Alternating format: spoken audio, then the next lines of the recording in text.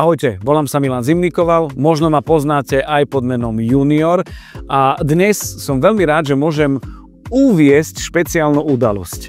A to 20 rokov CV fotoknihy. A ja vám chcem dokázať, že s tou CV fotoknihou som ja od začiatku, kedy som vedel, že tá CV fotokniha vôbec existuje. Mám pre vás jednu lahôdku. Lenny Kravitz mal svoj koncert v Košiciach. Bolo mi málo byť len ako fanúšik a spievať si s ním, povedal som si, že chcem ho fotiť a mal som ambíciu nafotiť mu buklet. Trúfale. Ale čo sa podarilo, sú tieto fotky, ktoré chcem ukázať aj vám. Bolo to úplne rýchle a jednoduché dostať to do tejto knihy, do CV fotoknihy, pretože sa to hádzalo tam samé. Pozrite sa. Tu sa na mňa pozerá.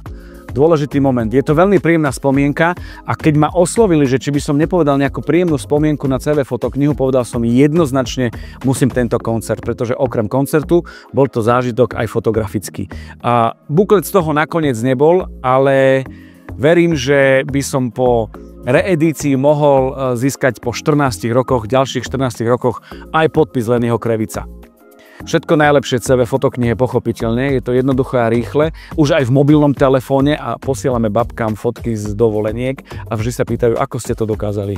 Babi, CV fotokniha. A to želanie nahlas moje je, aby som z tejto fotoknihy dostal jeden parádny obraz. Tak ak viete to zariadiť, zariadte to. Ďakujem už teraz.